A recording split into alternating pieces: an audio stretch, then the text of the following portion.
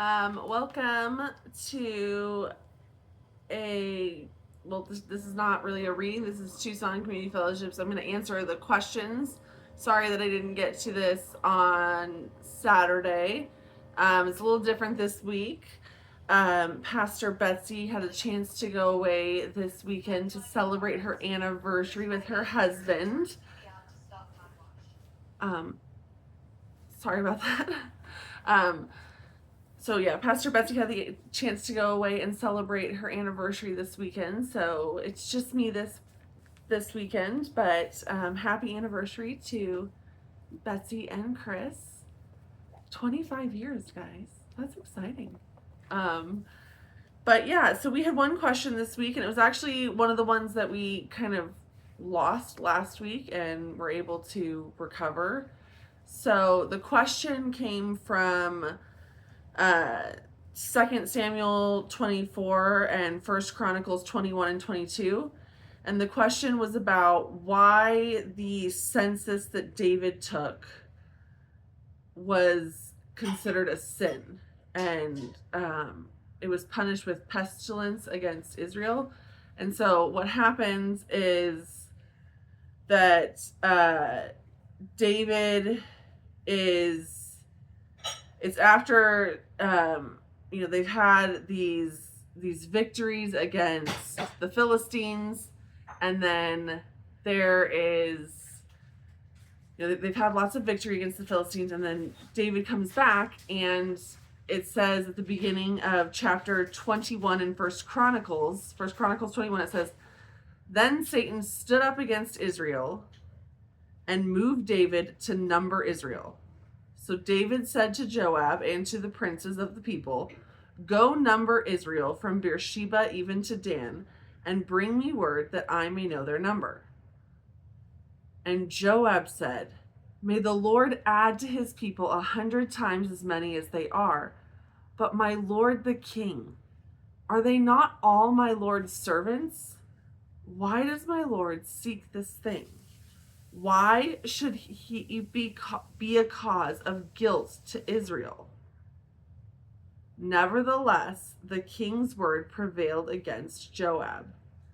Therefore, Joab departed and went throughout all Israel and came to Jerusalem. And Joab gave the number of the people to David." Okay.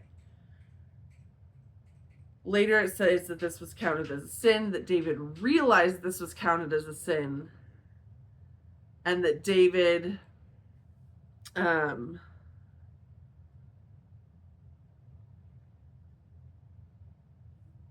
repents of this, that he goes to God. He realizes that what he's done has displeased God, that he's sinned against God. He realized that God gives him the chance to choose the consequence that he's going to have. And what happens is that there are 3 days of pestilence.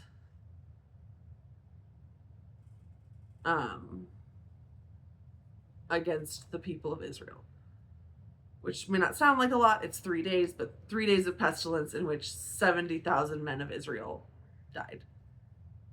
That's a lot. And so the question was, why was this considered a sin? Why was taking a census considered a sin when there are other points in which census were taken, in which God had told them to take census, in which the people were counted, and there are other points in which this happens. But then this is not the only time in the Bible in which taking a census is counted as a sin. And so why is it sometimes counted as a sin, and why is it sometimes not? So one of the things that's important to understand is that when a king is taking a census of the people, kind of what's happening here is it's almost like a military draft, so to speak. He's counting all of the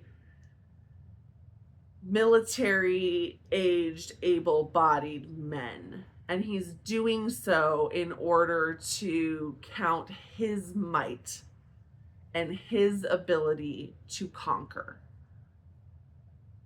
And so these other points in which God has commanded them to take a census, he's told them to count up like how many military able men, like count up your resources because I'm sending you to battle.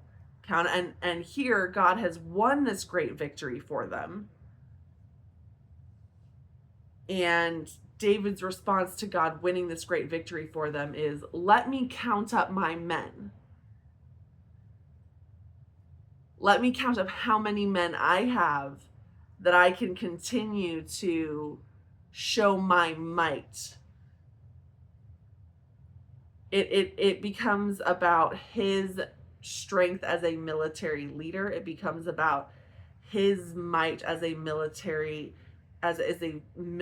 strength in the area. And so he, after coming off this victory that God has won for them, is responding by basically going and collecting more military power in the area. And Joab recognizes that right away, right? Joab's response right away when David asks this is, may God continue to add to his people. And so I want to be clear. He says, may the Lord with a capital L. So may Yahweh add to his people, add to God's people 100 times as many as they are. But my Lord the king, this is lowercase l. Now he's talking to David. But my Lord the king, are they not all your servants? Why do you have to seek this king? Why does my Lord, again, lowercase l, have to seek this thing? Why should he be the cause of guilt to Israel? Why should you be the cause to guilt of Israel? Again, Joab points to the fact that God, Yahweh the Lord, is over all of this and is over all of this victory, and that he will add to his numbers as he needs. Why is David, the lowercase l Lord King of the people, going and trying to collect his might and establish his might and his power over these people? And so that's the sin that's happening here, is that after this victory that God has brought, David is now taking it and trying to establish his own might and authority. And that's what's really happening in this census, is that God has just brought them this victory, and David is responding by sort of, again, this draft is like, let me count up, let me gather up all of the able-bodied military-aged men. Let's count them all up so I can show my might and my military capability, instead of relying on the strength of the Lord. And he's really relying on his own might and his own power and his own strength as king of this nation. And he realizes what he's done, and he realizes the error of his ways and the pride in which he's stepping into. And that is the sin that he has begun to lead Israel into. That is the sin that is the guilt that he has caused Israel to step into, that Joab is speaking of, that God then punishes them for.